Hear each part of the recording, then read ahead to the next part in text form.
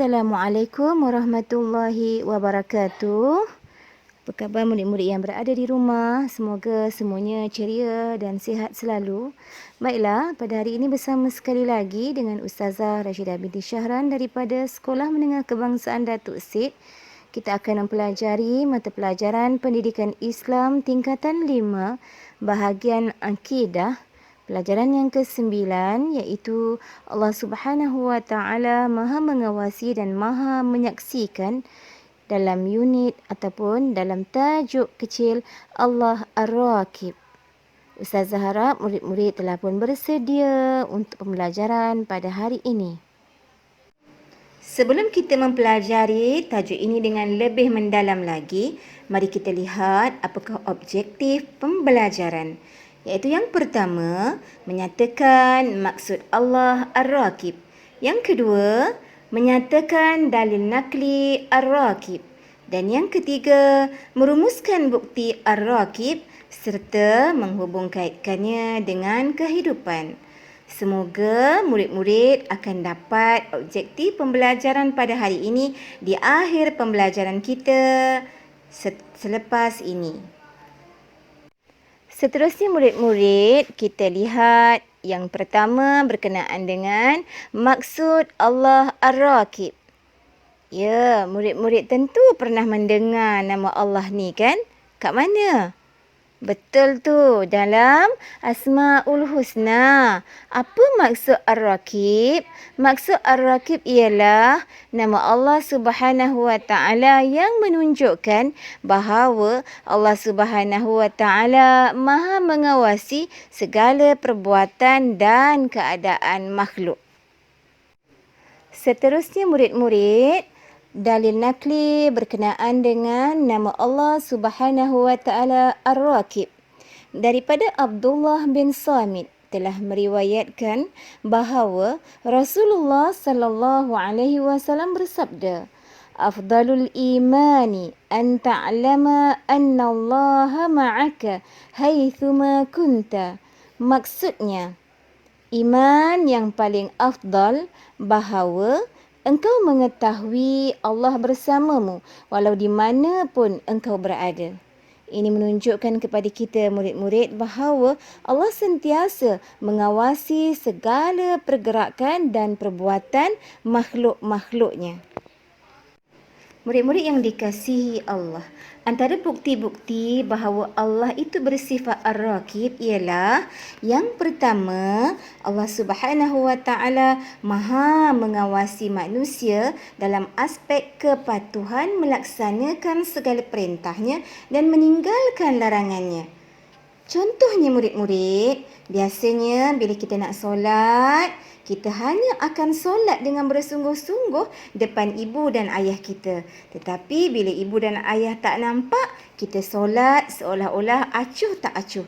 Jadi murid-murid, kita kena lepas ini berhati-hati dan sentiasa berwaspada. Ingat, Allah sentiasa mengawasi setiap perkara yang kita buat. Sama ada untuk melaksanakan ketaatan kepadanya dan juga meninggalkan larangan Allah. Kat mana kita nak sembunyi? Tak ada tempat kita nak sembunyi. Kerana Allah sentiasa mengawasi segala perbuatan yang kita lakukan di muka bumi Allah ini.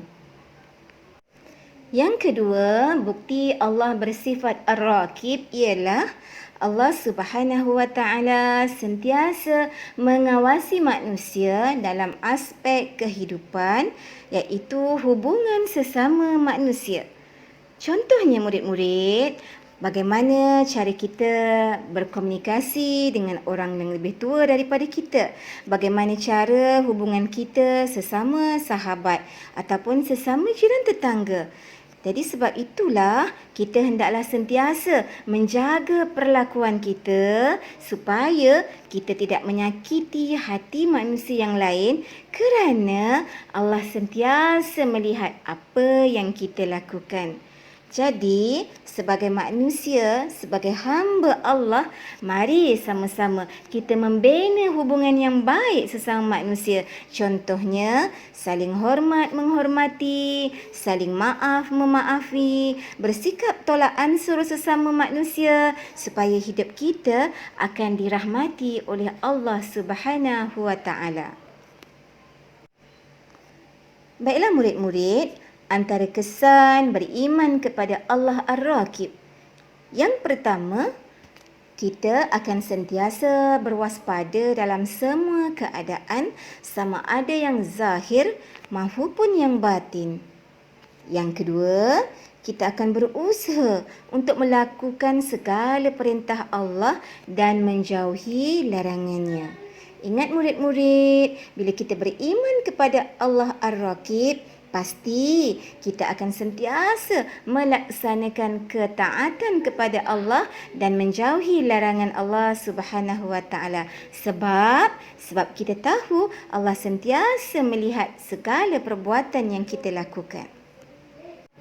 Murid-murid yang dikasihi, mari dengarkan syair Arab ada menyatakan, jika satu hari kamu sedang bersendirian, maka janganlah kamu berkata, ya aku sendiri.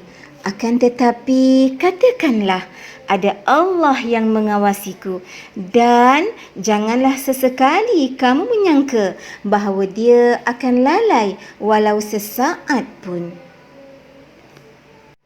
Alhamdulillah murid-murid, kita telah pun berada di penghujung bahagian pada tajuk pelajaran kita pada hari ini, iaitu Allah Ar-Raqib. Ustazah harap murid-murid dapat memahami tajuk pelajaran kita pada hari ini, dan Ustazah harap kita sama-sama dapat mengamalkan apa yang dipelajari dalam kehidupan kita. Ustazah doakan semoga kita sentiasa istiqamah dalam menuntut ilmu dan semoga murid-murid di luar sana sentiasa cemerlang hidupnya di dunia dan di akhirat. Akhir kalam, segala yang baik datang dari Allah Subhanahu wa taala. Assalamualaikum warahmatullahi wabarakatuh.